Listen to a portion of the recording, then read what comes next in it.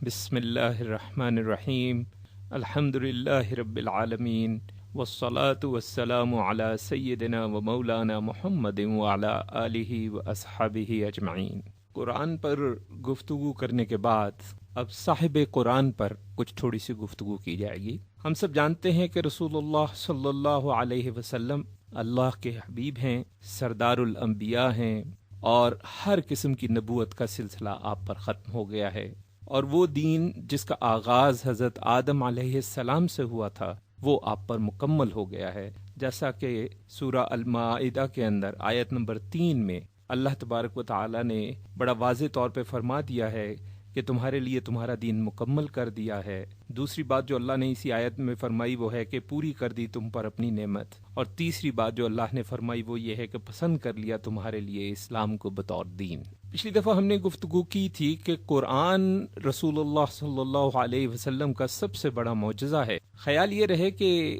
جس معاشرے کی ہم بات کر رہے ہیں وہ معاشرہ بنیادی طور پہ شاعروں کا معاشرہ تھا۔ الفاظ کا استعمال، کیفیات کا بیان، ایک سما باندھنا، ایک ماحول پیدا کرنا،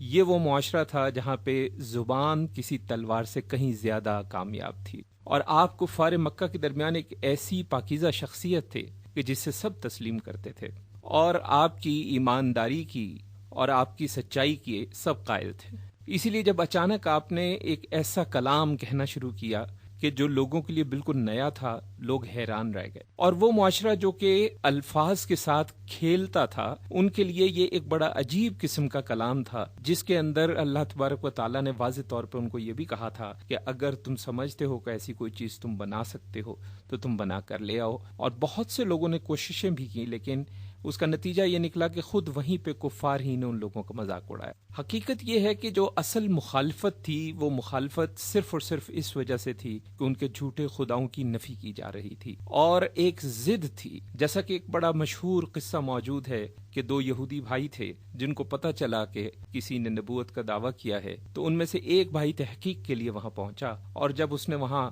جا کر دیکھا اور واپس گیا تو بھائی نے پوچھا کہ بتاؤ بھائی کیا رہا؟ تو اس نے کہا کہ میں اس بات کا قائل ہو گیا ہوں اور میں اس بات کو تسلیم کرتا ہوں کہ وہ نبی جس کے آنے کی بشارتیں ہماری کتابوں میں دی گئی ہیں یہ وہی نبی ہے۔ تو اس بھائی نے پوچھا کہ بتاؤ تمہارا کیا ارادہ ہے؟ اس نے آگے سے کہا کہ میرا ارادہ یہ ہے کہ آخری وقت تک اس کی مخالفت کروں گا۔ اور اس کی وجہ کیا تھی؟ اس کی وجہ صرف اور صرف ایک ضد تھی کہ تمام انبیاء جو ہیں وہ بنی اسرائیل میں تھے، یہ ایک نبی بنی اسماعیل میں کیسے آ گیا؟ آپ کی پیدائش ہم سب اس بات سے واقف ہیں کہ ربیع الاول کے مہینے میں ہے، اور تاریخ کے بارے میں کچھ رائے 2 کی ہے، 5 کی ہے، 9 کی ہے، 8 کی ہے، 10 کی ہے، اور 12 ربیع الاول کی ہے۔ یہاں پہ سمجھنا یہ ضروری ہے کہ 2، 5، 8، 9 اور 10 یہ جو تاریخیں بیان کی گئی ہیں ان کی روایات جو ہیں وہ مستند روایات نہیں ہیں، اور جو تاریخ مشہور ائمہ کے اندر، محدثین کے اندر ہے وہ 12 ربیع الاول ہی ہے، جیسا کہ صحیح اسناد کے ساتھ ابن ابی شیبہ رحمۃ اللہ علیہ نے واضح طور پہ یہ کہا ہے کہ 12 ربیع الاول ہی آپ کی تاریخ پیدائش ہے۔ اس سلسلے میں محمد بن ابن اسحاق، ابن ہشام، ابن کثیر، ابن جوزی، ابن حجر اسقلانی، زرقانی، ابن خلدون، طبری وغیرہ وغیرہ، یہ کچھ بڑے نام ہیں جو 12 ربیع الاول کے قائل ہیں، اور جو 12 کے علاوہ تاریخیں ہیں ان روایات کی یا سند موجود نہیں ہے، یا جن لوگوں نے یہ تاریخیں بیان کی ہیں وہ اتنے ثقہ راوی نہیں ہیں جتنے ثقہ یہ چند نام ابھی میں نے آپ کے سامنے لیے۔ آپ کا وصال مبارک جو ہے وہ بھی ربیع الاول ہی میں ہے، گو کہ اس سلسلے میں بھی تاریخوں کے سلسلے میں ایک چھوٹا سا اختلاف پایا جاتا ہے۔ ایک رائے ہے کہ یہ 1 ربیع الاول ہے، ایک رائے ہے کہ یہ 2 ربیع الاول ہے، ایک رائے ہے کہ یہ 13 ربیع الاول ہے، بلکہ ایک رائے تو 28 صفر کی بھی ہے۔ لیکن عوام میں جو بات مشہور ہے کہ آپ کا وصال مبارک جو ہے وہ 12 ربیع الاول کو ہوا تھا، اس روایت کی کسی قسم کی کوئی مستند سند موجود نہیں ہے۔ یہاں پہ نقطہ سمجھنے والا یہ ہے کہ تاریخ پیدائش پہ 12 ربیع الاول کی حمایت میں بڑے نام موجود ہیں، لیکن تاریخ وفات میں 12 ربیع الاول کی حمایت میں بڑے نام موجود نہیں ہیں۔ اس سلسلے میں ابن مسعود رضی اللہ تعالی عنہ کا ایک قول میں یہاں پہ پیش کروں، کیونکہ میں نے ابھی کچھ دیر پہلے وصال کے ساتھ مبارک کا لفظ استعمال کیا تو یہاں ایک غلط فہمی پیدا ہوتی ہے کہ وصال مبارک کیوں کہا جا رہا ہے۔ تو اس میں ابن مسعود رضی اللہ تعالی عنہ کا ایک قول ہے جس کے مطابق نبی کی پیدائش اور نبی کا وصال دونوں ہی باعث خیر ہوتے ہیں۔ اس میں مسلم شریف کی ایک حدیث بھی موجود ہے جس کے الفاظ ہیں کہ جب اللہ کسی امت پر رحمت کا ارادہ فرما لیتا ہے تو اس امت کے نبی کو امت کے خاتمے سے پہلے ہی بلا لیتا ہے اور وہ اپنی امت کے لیے اجر اور پیش خیمہ ہوتا ہے۔ تو اس لیے آپ کی وصال کے ساتھ وصال مبارک کا لفظ میں نے استعمال کیا ہے۔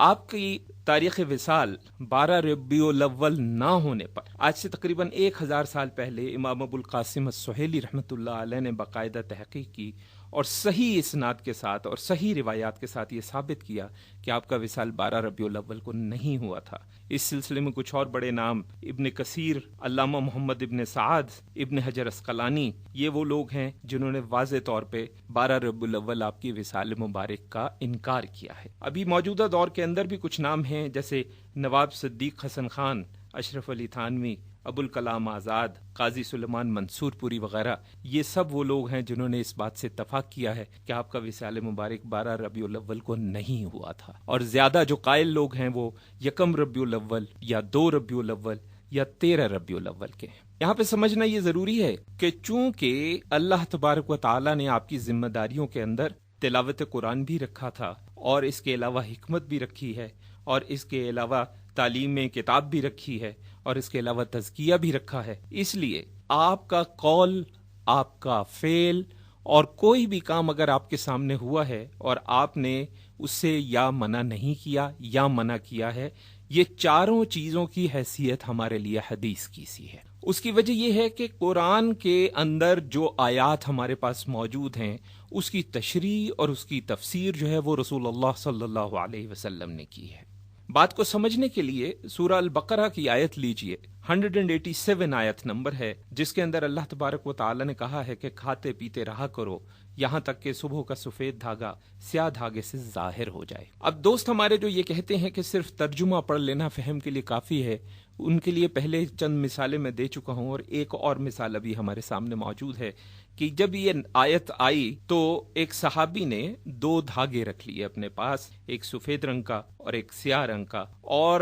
رمضان شریف میں سحری کے لیے وہ ان دونوں کو سامنے رکھ کے سحری کھاتے رہے یہاں تک کہ جب تک ان کو یہ واضح نہ ہو گیا کہ دونوں کا رنگ مختلف ہے، ایک سفید ہے اور ایک سیاہ ہے۔ جب رسول اللہ صلی اللہ علیہ وسلم کو اس بات کا پتہ چلا تو آپ نے اصلاح فرمائی اور آپ نے کہا کہ اس کا مطلب یہ نہیں تھا، اس کا مطلب یہ تھا کہ صبح کی سفیدی کا رات کی سیاہی سے ظاہر ہونا ہو تب تک آپ کھانا کھا سکتے۔ اب سوچنے کی بات ہے کہ صحابی رسول ہیں، عربی زبان کے ماہر ہیں، اسی علاقے کے ہیں، ان کے لیے اگر فہم حاصل کرنے کے لیے اللہ کے رسول صلی اللہ علیہ وسلم کی رہنمائی کی ضرورت ہے تو پھر ہمارے لیے بھی یقیناً اللہ کے رسول صلی اللہ علیہ وسلم کی رہنمائی کی ضرورت ہے۔ جیسا کہ قرآن کے اندر نماز قائم کرنے کا حکم دیا گیا ہے، لیکن قرآن میں نماز قائم کرنے کا طریقہ کہیں موجود نہیں ہے۔ ہمیں یہ طریقہ کہاں سے حاصل ہوتا ہے؟ وہ اسی طرح سے کہ اللہ کہتا ہے نماز قائم کرو، ہمیں دیکھنا یہ ہے کہ اللہ کے حبیب صلی اللہ علیہ وسلم نے نماز قائم کس طریقے سے کی ہے،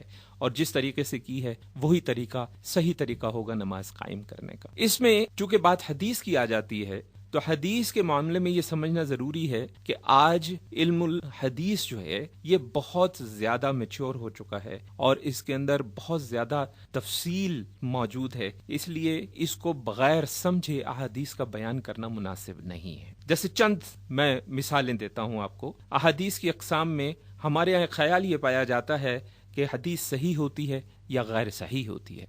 جبکہ حقیقت یہ ہے کہ حدیث صحیح بھی ہوتی ہے اور صحیح میں پھر 2 اقسام ہیں، حسن ہوتی ہے اس میں پھر 2 اقسام ہیں۔ اس کے علاوہ حدیث متواتر ہو سکتی ہے، واحد ہو سکتی ہے، مشہور ہو سکتی ہے، عزیز ہو سکتی ہے، غریب ہو سکتی ہے۔ یہ ایک بہت لمبی لسٹ ہے۔ یہ سمجھ لینا کہ صرف صحیح یا غیر صحیح ہے یہ غلط فہمی ہے۔ جب تک علم حاصل نہ ہو جائے تب تک حدیث کا بیان کرنا مناسب نہیں ہے۔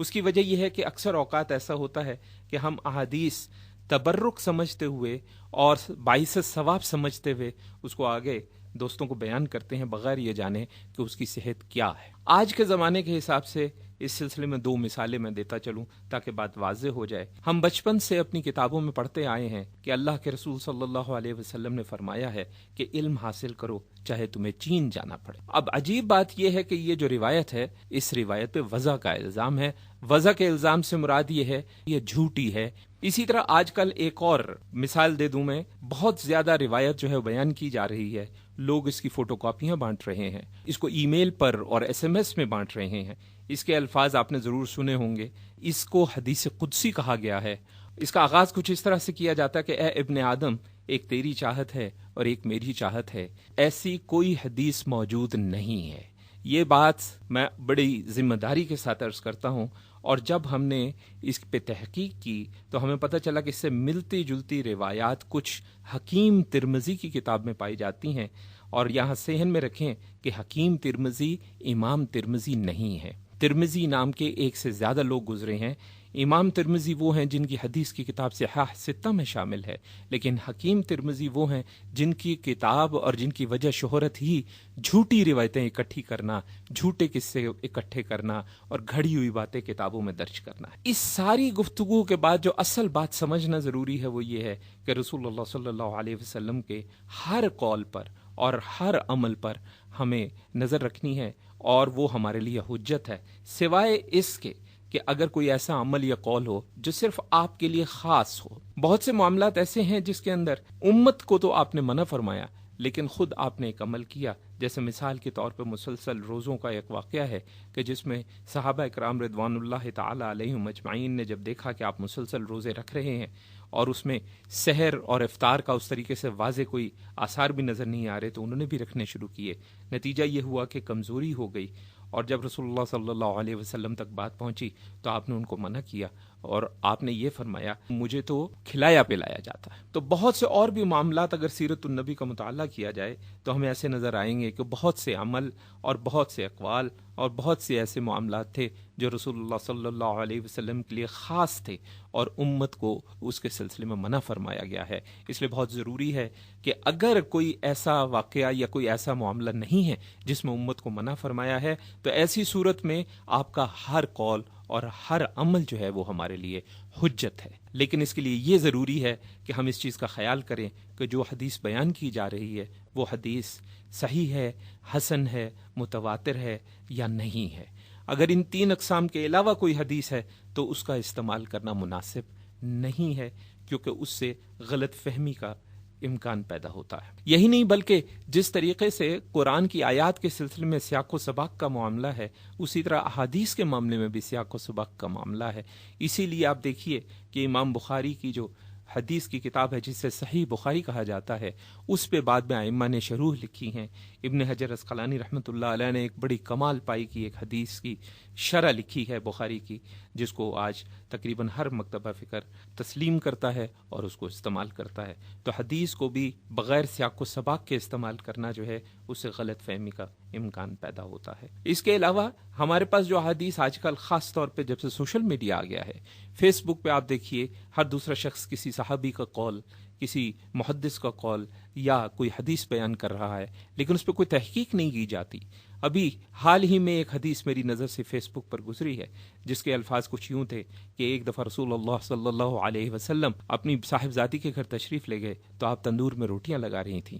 اور آپ نے کہا ان سے کہ بیٹا میں بھی ایک تندور میں روٹی لگاؤں گا، اور جب آپ نے تندور میں روٹی لگانے کی کوشش کی تو روٹی نے آگ نہیں پکڑی اور وہ نہیں پکی۔ تو آپ کی صاحبزادی نے پوچھا کہ یہ کیا معاملہ ہے؟ تو آپ نے آگے سے فرمایا کہ جس چیز کو میرے ہاتھ لگ جائیں اس کو آگ اثر نہیں کر سکتی، اور اس کے نیچے بخاری لکھا ہوا تھا۔ عجیب بات یہ ہے کہ لوگ دھڑا دھڑ اس پہ سبحان اللہ اور ماشاء اللہ بھی کہہ رہے تھے اور اس کو دھڑا دھڑ آگے شیئر بھی کر رہے تھے، لیکن میں نے پوری بخاری ذاتی طور پہ خود چھان ماری ہے، مجھے یہ حدیث بخاری میں نہیں کہیں بھی ملی۔ یہی نہیں بلکہ میں نے مختلف مکاتب فکر کے علماء کے ساتھ رابطہ بھی کیا، اور ان سے بھی جب میں نے اس حدیث کا متن بیان کیا تو انہوں نے اس بات کا انکار کیا کہ ایسی کوئی حدیث انہیں کسی بھی مستند احادیث کی کتب میں ملی ہے۔ تو ہمارے ہاں نہ صرف یہ ہے کہ غلط احادیث بیان کی جا رہی ہیں، بلکہ اس کے ساتھ ان کا حوالہ بھی غلط دیا جا رہا ہے۔ اس لیے بہت ضروری ہے کہ ہم احتیاط کریں۔ تو اللہ تعالی ہمیں اس گناہ سے محفوظ رکھے اور احادیث کے اس علم کو سمجھنے کی ہمیں توفیق عطا فرمائے۔ وصلی اللہ علی خیر خلقہ سیدنا و مولانا محمد وعلی آلہ و اصحابہ اجمعین برحمتک یا ارحم الراحمین۔